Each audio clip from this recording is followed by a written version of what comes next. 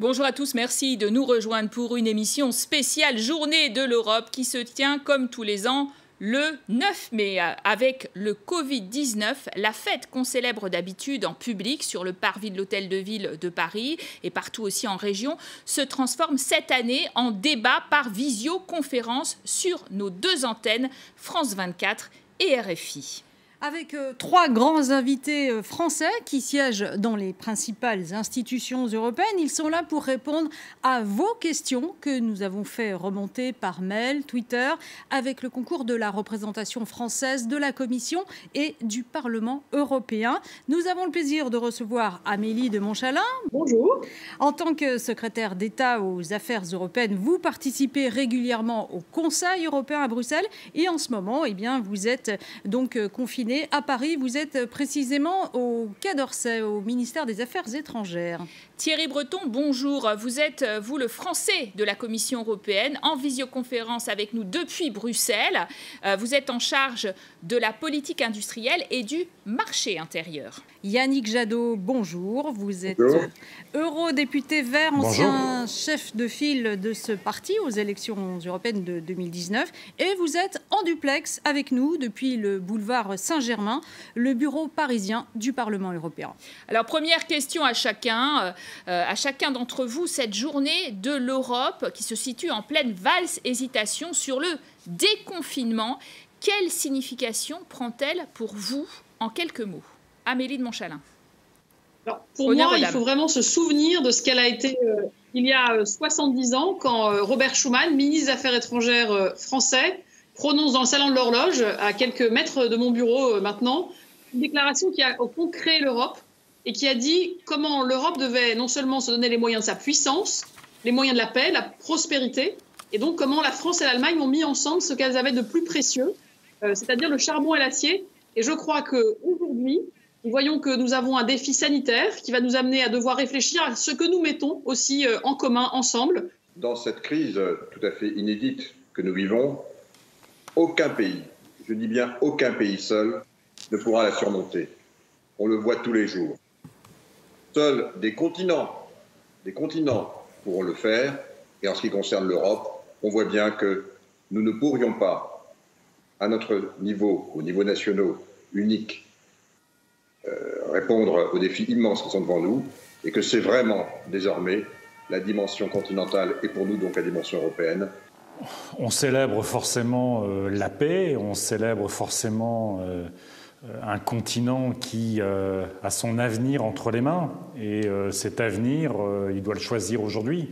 Soit d'un côté, on a des États européens qui en viennent pratiquement aux mains sur les tarmacs chinois pour obtenir des masques, qui n'arrivent pas aujourd'hui à créer les éléments de solidarité à la hauteur du choc social, du choc économique.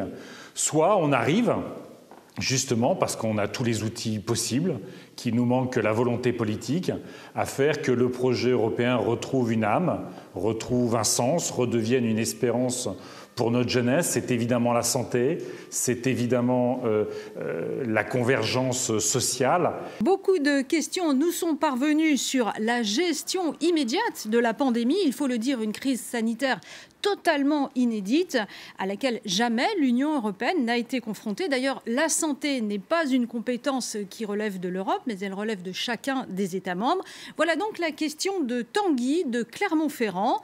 Pour éviter que l'Europe ne s'écroule dans ce genre de situation, il faudrait qu'elle puisse réagir plus vite à ces crises sanitaires, nous dit Tanguy. Comment avoir une Europe pilote sur des questions qui ne sont pas vraiment de sa compétence? Je pense que c'est normal et que c'est une bonne chose et que ça doit rester ainsi. En revanche, comme vous le savez, dès le 17 mars, l'ensemble des États membres ont demandé à la Commission d'avoir désormais une capacité de supervision de l'ensemble des besoins, des approvisionnements, notamment de ces fameux matériels de protection pour les personnels et notamment les personnels de santé. Moi, je me souviens très bien qu'au mois de janvier, la Chine nous appelait au secours. C'est la raison pour laquelle il faut de la supervision et qu'in fine, on a plutôt bien et vite réagi au niveau européen. Oui, mais est-ce qu'il faut accroître ces compétences européennes en matière de santé? C'est bien la question que pose ce téléspectateur. Incontestablement, si vous voulez, on aimerait garder de cette crise l'image des Français d'Alsace soignés en Allemagne et qui ont été sauvés par le système hospitalier allemand. Malheureusement, on a vu que trop souvent, les pays se sont repliés derrière les frontières, qu'il y a eu très peu de coordination réelle à la fois sur la façon d'appréhender cette pandémie, de la combattre, la façon de coordonner les moyens. Et pourtant, le commissaire Breton a été l'un de ceux qui a mis le plus d'énergie pour essayer de trouver des matériels de santé, des masques.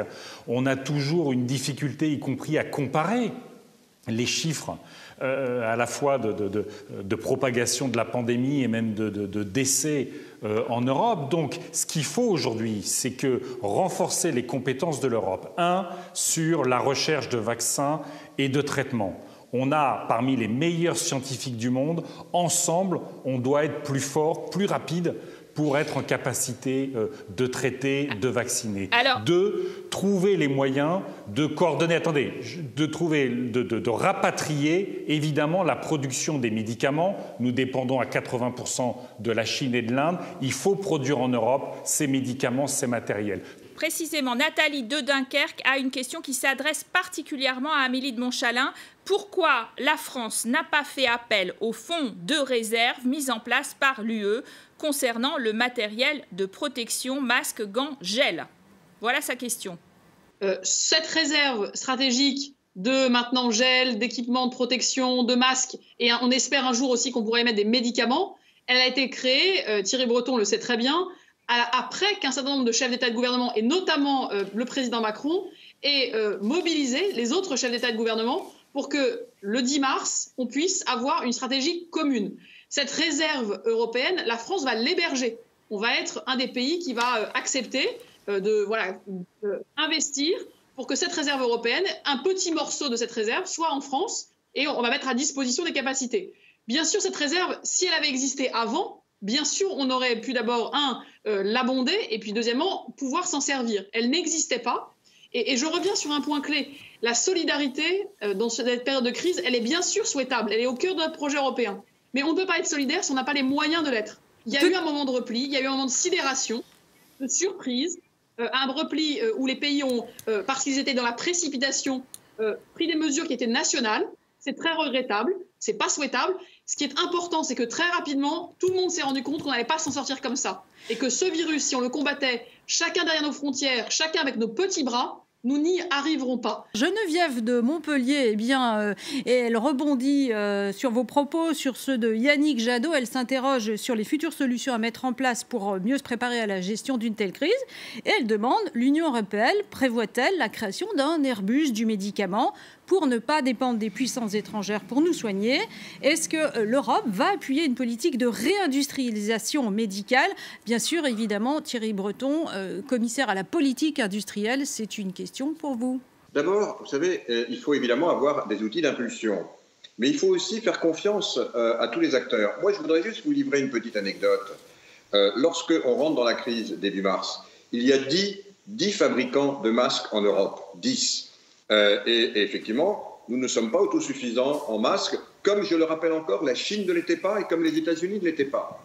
Il faut toujours relativiser dans des crises de cette nature. Savez-vous combien il y a aujourd'hui, 2 mois après, de lieux de production de masques en Europe? Je vais vous le dire, il y en a 500. Et voyez-vous, dont des entreprises qui se sont reconverties? Des entreprises qui se sont reconverties sous notre impulsion. J'ai réuni moi-même l'ensemble des grands acteurs qui fabriquaient des produits similaires. Je les ai réunis. Ils ont été formidables.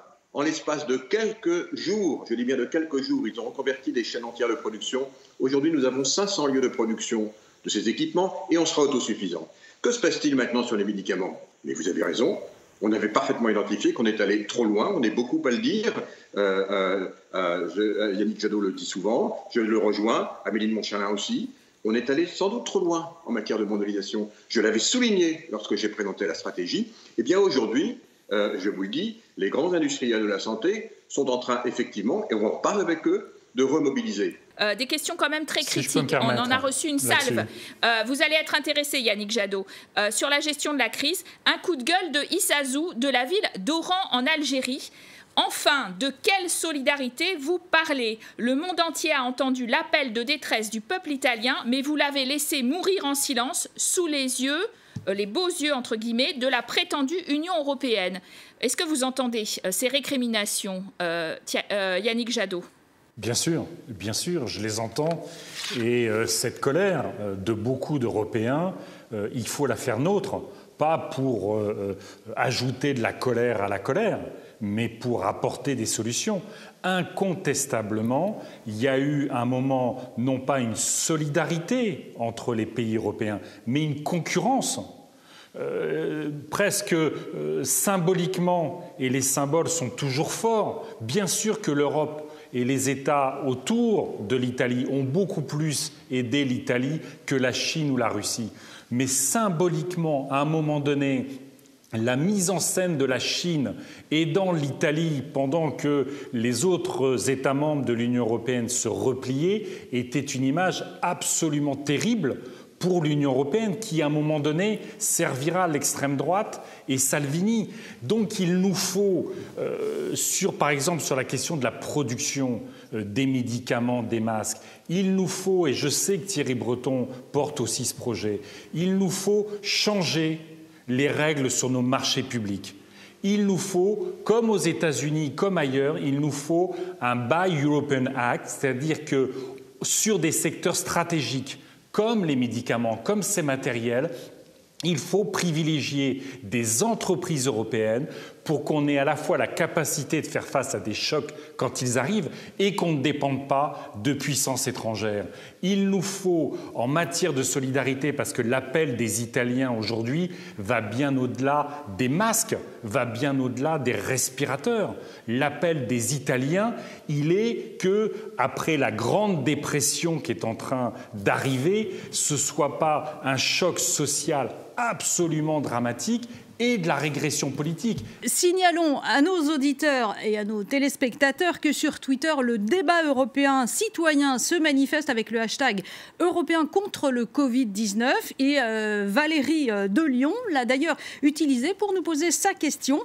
Cette sportive europhile a participé à la marche Walk for Europe, une marche de Lyon à Bruxelles. Elle vous demande, est-ce que l'Union européenne ne doit pas renforcer sa pédagogie, sa communication dans un contexte d'euroscepticisme, de populisme, mais aussi de guerre médiatique internationale? Vous avez tous fait référence à la diplomatie du masque. Alors est-ce que l'Europe, finalement, elle ne sait pas parler à ses citoyens, Amélie de Montchalin? Vous savez, je pense qu'il y a, avant les débats de communication, avant les débats conceptuels ou existentiels, il y a un débat sur qu'est-ce que concrètement l'Europe fait d'utile et de visible et de tangible pour les citoyens. C'est le combat que je mène dans cette fonction qui est la mienne maintenant. Comment l'Europe se rend concrète? Comment elle se rend tangible? Si l'Europe est vue comme une machine à produire des normes, une machine à produire des décrets, des traités, et qu'elle reste trop loin des citoyens, alors nous avons un problème de confiance démocratique qui est d'abord très dangereux pour l'existence du projet, mais qui est aussi dangereux dans notre capacité à convaincre que nous travaillons démocratiquement pour les citoyens. Sur cette question de communication, ça fait des années maintenant que le président de la République dit que nous devons affirmer notre autonomie stratégique, notre souveraineté. Parce que nous voyons, et Thierry Breton l'a dit, que sinon nous serons ballottés entre la Chine d'un côté et les États-Unis de l'autre, entre des narratifs, entre des histoires qui ne sont pas la nôtre. Et donc nous avons bien sûr à faire de la communication, mais la communication, si elle ne s'appuie pas sur des actes concrets, sur une vraie stratégie industrielle, numérique, technologique, sanitaire, ça restera la communication, j'allais dire verbeuse. Aujourd'hui, on n'a pas besoin de mots. En trois mots quand même. En trois mots, messieurs Jadot et messieurs Breton, c'est vrai que il n'empêche que cette téléspectatrice, elle souligne la dimension de guerre médiatique internationale et en particulier en référence à d'autres puissances qui pointent du doigt justement les défaillances de l'Union européenne sur le thème du Covid. Nous ne sommes absolument pas naïfs. Personne n'est naïf. Et vous savez, nos compatriotes français, peut-être encore moins que les autres, on a très bien vu évidemment cette stratégie de diplomatie du masque. Aujourd'hui, croyez-moi, je ne suis pas sûr qu'elles sont en faveur de ceux qui l'ont mise en pratique. Voyez-vous, lorsque nous avons été appelés au secours par la Chine, on nous a demandé de le faire avec une certaine retenue. Nous l'avons respecté. Tout ce qui se fait dans l'excès se retourne contre ceux qui le font. Nous voyons beaucoup de désinformation. Nous sommes très attentifs au niveau de l'Union européenne. Nous avons des agences spécialisées dont beaucoup dépendent du reste de la direction que j'anime, notamment la fameuse DG Connect. Croyez-moi, on est extrêmement actifs. C'est notre rôle à nous, à l'Union européenne, de veiller à ce que ceci disparaisse. Que ce soit la Chine qui a menti pendant des semaines, il va falloir à un moment évaluer le coût en nombre de vies perdues du mensonge chinois et qui aujourd'hui a tenté la diplomatie du masque, comme ça a été répété, et qui renvoie aux États-Unis quasiment la responsabilité de la création du virus. De la même façon, Trump, qui a joué le fantasme des frontières plutôt que celui de la coopération internationale, porte une lourde responsabilité dans la propagation de la pandémie à l'échelle mondiale. Donc, l'Europe a été souvent inefficace, insuffisante, les pays pas assez solidaires, pas assez coordonnés, mais nous sommes des démocraties. Mais il est évident que si l'Europe doit continuer à donner cette image d'une concurrence entre les États sur les tarmacs chinois, à ce moment-là, le projet européen disparaîtra avant même l'euro ou toute autre question.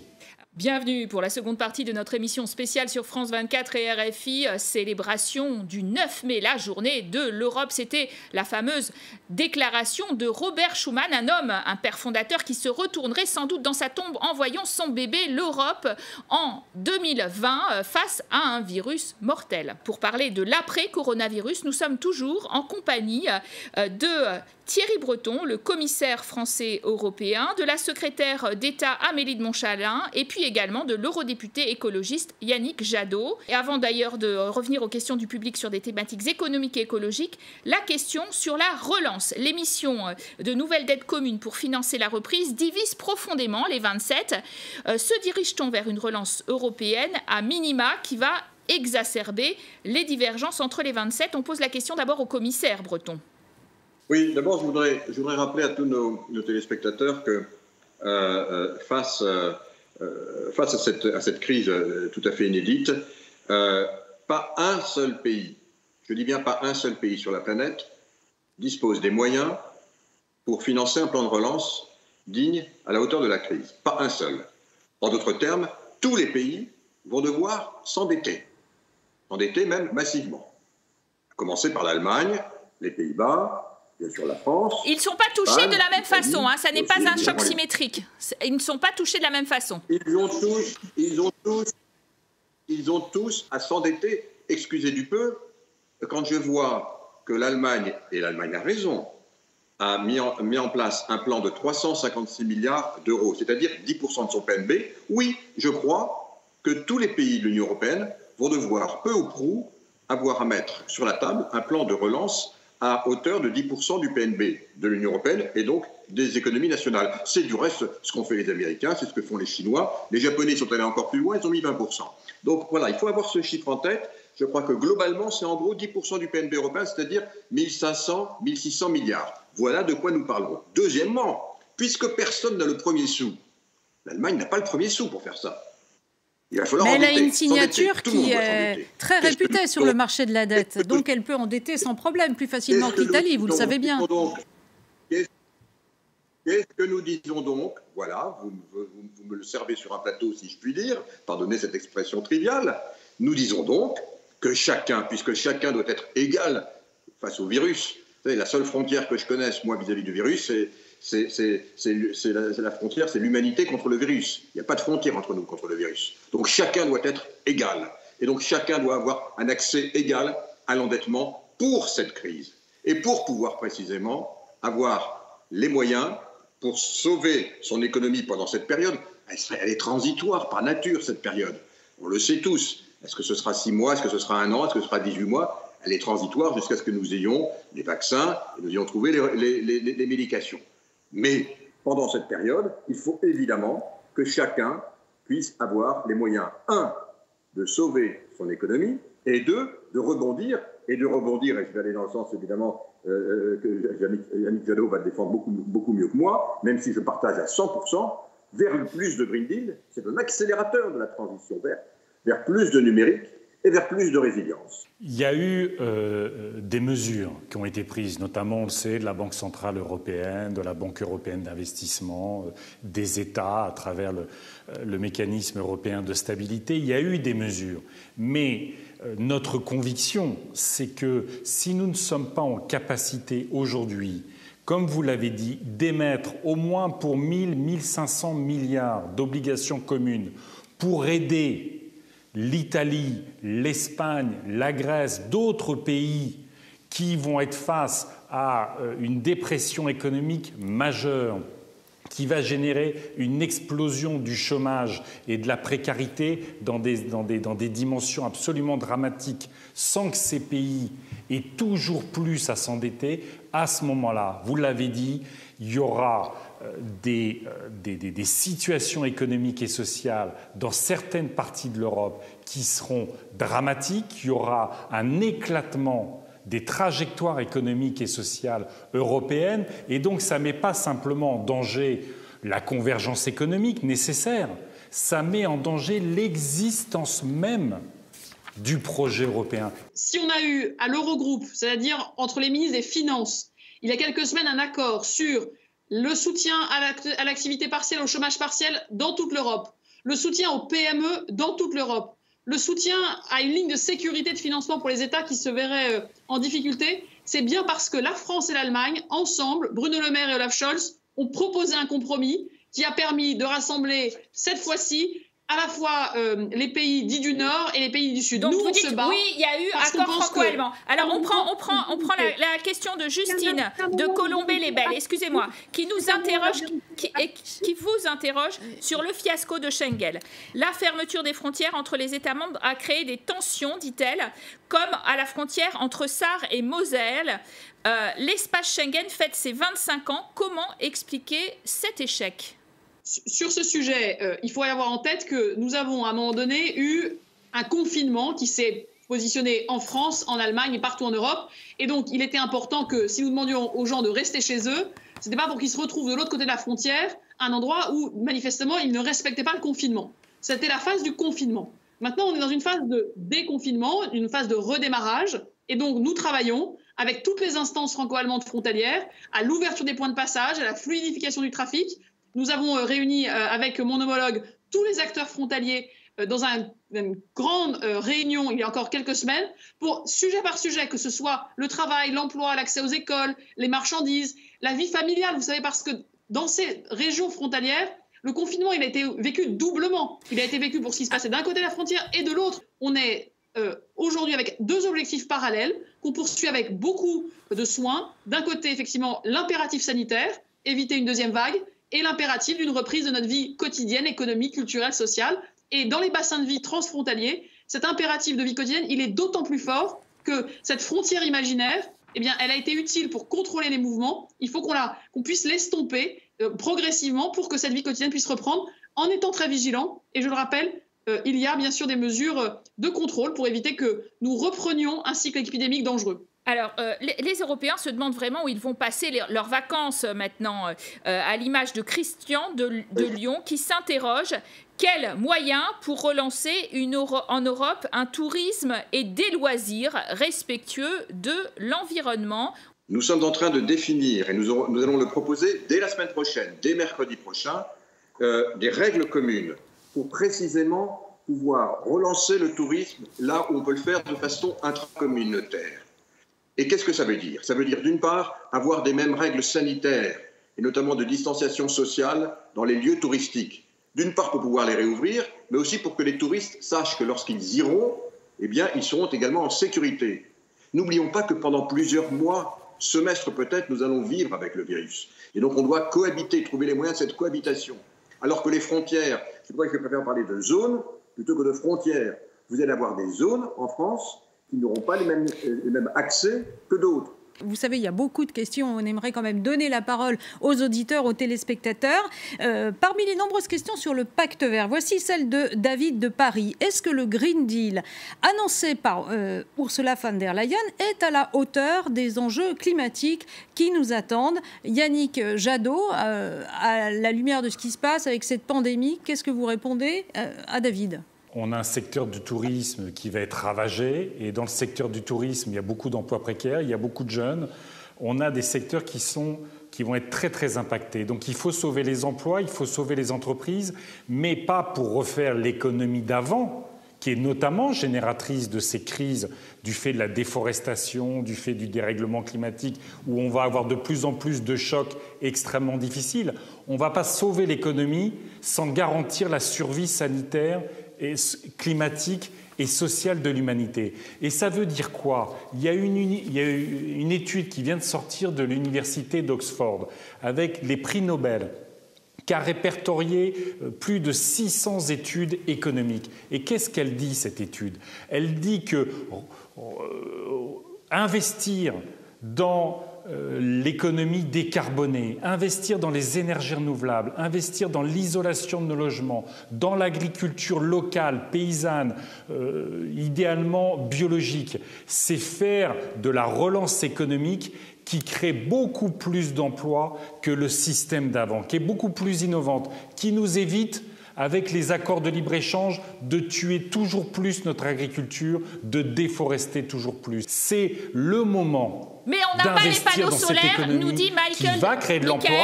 De Nîmes, nous dit on n'a pas les panneaux solaires. Il nous dit exactement, voilà sa question, la production d'énergie solaire repose sur l'importation de panneaux depuis l'Asie. Faut-il relocaliser en Europe? Il a raison, je me suis battu.